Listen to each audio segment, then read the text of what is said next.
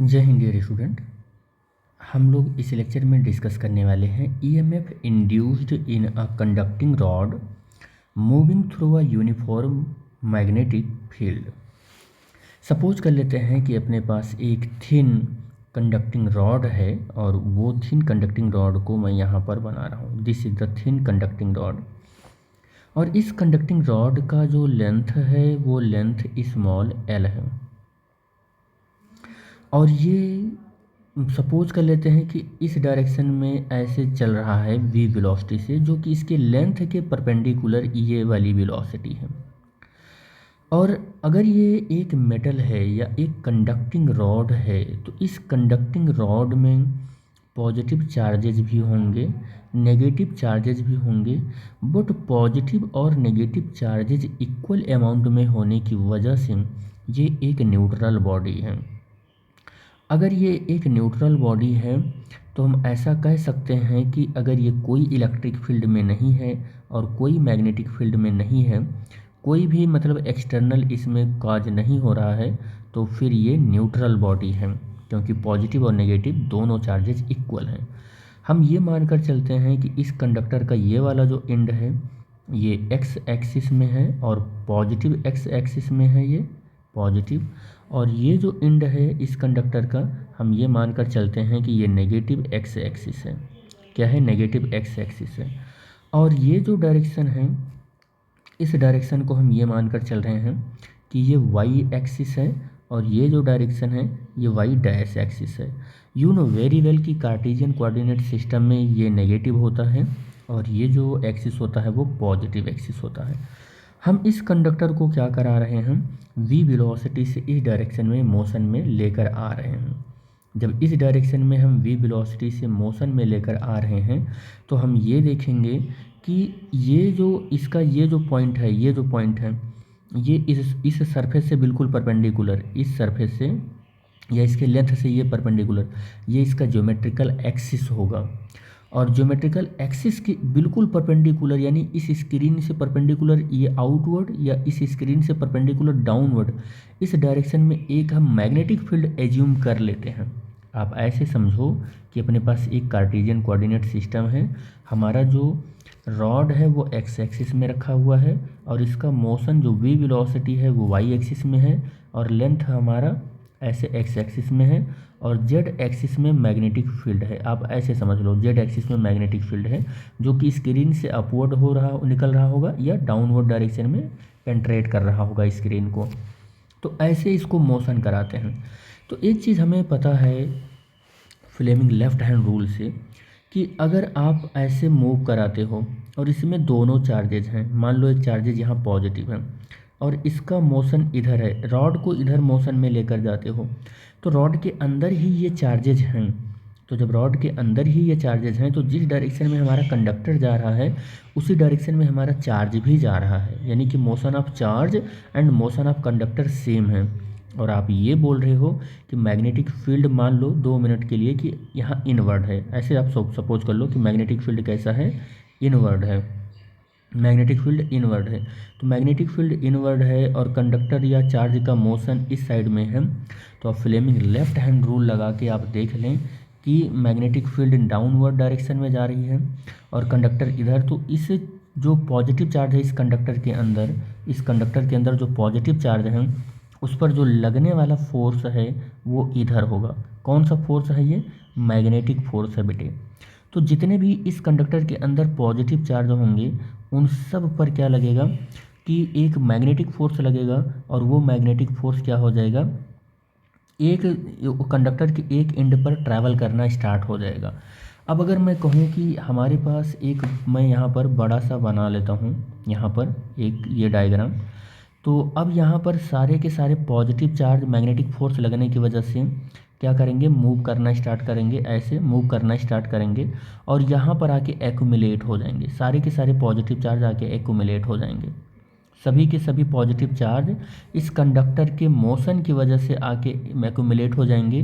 क्यों एक्यूमुलेट होके आकर हो रहे हैं एक एंड पर? क्योंकि उस पर एक मैग्नेटिक फोर्स लग रहा है due to the motion of the conductor in the uniform magnetic field. सब आके एक्यूमुलेट हो जाएंगे।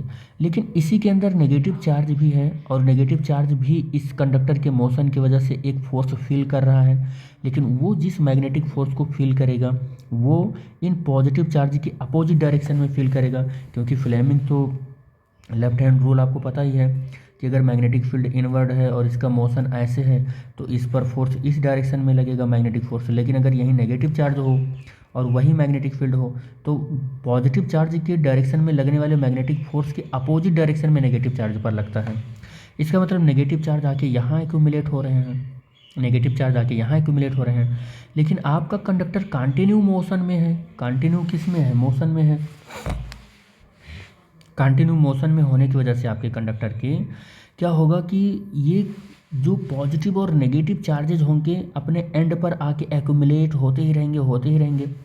एक कंडीशन ऐसा आएगा कि इस कंडक्टर के मोशन की वजह से चार्ज पर जो लगने वाला फोर्स है मैग्नेटिक फोर्स Fm इस साइड में होगा, और इस एंड पर ढेर सारे आके पॉजिटिव चार्ज कलेक्ट हो गए, इस एंड पर ढेर सारे आके इलेक्ट्रिक चार्ज कलेक्ट हो गए, तो इसके बीच में एक इलेक्ट्रिक फील्ड इंड्यूस्ड हो गया।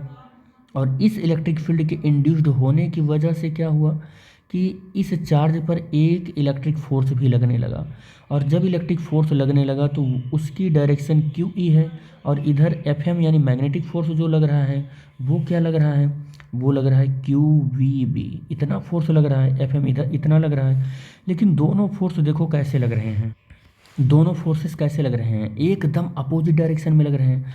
जिस टाइम पर ये दोनों फोर्सेस एफ एम और एफ ई का मतलब ये फोर्स, ये दोनों इक्वल हो गए, ये दोनों फोर्सेस कैसे हो गए? इक्वल हो गए बट अपोजिट हो गए। उस टाइम पर कोई भी चार्ज अब इस एंड पर ना तो कलेक्ट होगा ना तो इस एंड पर कलेक्ट होगा। अब इस स्टेट को बोला गया कि इक्विलिब्रियम स्टेट में आ गया, यानी कि दोनों ओर लगने वाला जो फोर्स है वो क्या हो गया? सेम हो गया। और यहाँ पर एक क्या हो गया? इंड्यूस्ड ईएमएफ जनरेट हो गया है due to the collection of the positive and negative charge respective end of the conductor due to the motion की वजह से, मैग्नेटिक फील्ड के में इस कंडक्टर के मोशन की वजह से ये सारी चीज़ें हो गई। अब अगर ऐसा है तो एफ एम की जो वैल्यू है वो कितना है? एफ एम की वैल्यू क्यू वी बी, और एफ ई की वैल्यू कितनी है? वो क्यू ई है। अच्छा, आप सोच रहे होंगे कि Q B B sine theta क्यों नहीं ले रहे हैं एफ एम की वैल्यू? देखो, हम कंडक्टर को ऐसे मूव करा रहे हैं और मैग्नेटिक फील्ड बिल्कुल डाउनवर्ड डायरेक्शन में है, दोनों के बीच का एंगल कितना है? 90 डिग्री है, और साइन 90 डिग्री की वैल्यू 1 हो जाती है बेटे। यहाँ से E इज इक्वल टू कितना? Q से Q कैंसिल कर दो, E इज इक्वल टू कितना हो जाएगा? E is equal to V cross B कर लेते हैं, V क्रॉस B कर लो, ऐसे रखो, वेक्टर फॉर्म में रखो। साइन थीटा अगर आप नहीं 90 डिग्री लेते हो तो आप ऐसे रख लो, तो आपको थोड़ा सा जनरलाइज फॉर्म मिल ही जाएगा। तो E इज इक्वल टू क्या मिलेगा? V क्रॉस B मिल जाएगा। क्या मिल जाएगा? V क्रॉस B मिल जाएगा। बट आपको एक चीज़ तो पता है कि इंड्यूस्ड ईएमएफ की वजह से, इस इंड्यूस्ड ईएमएफ की वजह से क्या हुआ है? ये एक सेचुरेशन कंडीशन में आ गया है। और इस इंड्यूस्ड ईएमएफ का अगर आपको पता करना हो कि फॉर्मूला क्या होता है, तो आप डेफिनेशन ऑफ इंड्यूस्ड ईएमएफ को पता होना चाहिए कि line integral of EMF is known as, electric field is known as induced EMF that is small e. ये फार्मूला आपको पता होगा, ये फार्मूला पता होगा। तो अगर आप देखें तो E की वैल्यू आपने इतना कैलकुलेट किया है, E की वैल्यू यहाँ पुट कर दें।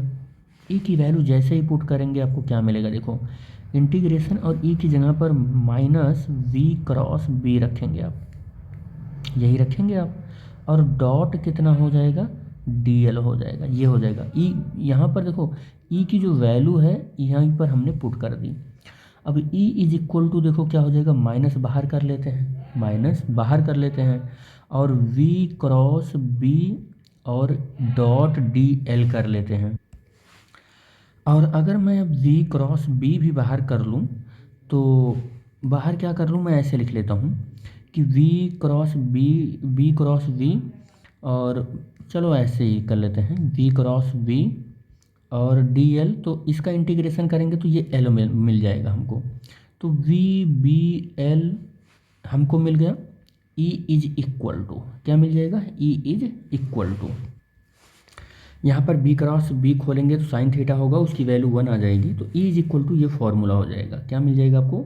VBL मिल जाएगा। ठीक है, तो आप यहाँ से लगा सकते हैं। अच्छा, एक चीज़ और बता दें, माइनस साइन क्या इंडिकेट कर रहा है? माइनस साइन आप इतना याद रखना कि माइनस साइन ये इंडिकेट कर रहा है कि इस इंड्यूस्ड ईएमएफ का जो डायरेक्शन है वो अपोजिट है। आपको जब कभी भी मैग्नीट्यूड से केवल मतलब होगा तो आप EVL लिख लेंगे। क्या लिख लेंगे? EVL। और ये जो एक्सप्रेशन है, ये एक्सप्रेशन जो है special case of general expression A is equal to -d∅/dt का है। इसी का जनरल एक्सप्रेशन है। मैं दिखा देता हूँ किस तरीके से जनरल एक्सप्रेशन है। देखो, -d/dt कर लो और फाई की वैल्यू BA cos फाई रख लो, cos थीटा रख लो आप। तो अब आप क्या करोगे? VA कर लोगे और d/dt और cos थीटा, इसको आप डिफरेंशिएट करोगे तो फिर आपको यही मिलेगा, यही इसी कंडीशन में आपको मिल जाएगा। ठीक है, आप थोड़ा सा और मैथमेटिकली इसको सॉल्व करना पड़ेगा और तब आपको मिल जाएगा। तो इसका ये क्या है? स्पेशल केस है। E is equal to VBL भी लिख सकते हो और E is equal to -d∅/dt भी लिख सकते हो। तो हम लोग नेक्स्ट लेक्चर में इस फॉर्मूले पर बेस्ड क्या करने वाले हैं, कुछ न्यूमेरिकल करने वाले हैं और उस न्यूमेरिकल की बेसिस पर हमारी थ्योरी जो है थोड़ी सी और स्ट्रांग बनेगी। तो thanks for watching the video. Thank you बेटा।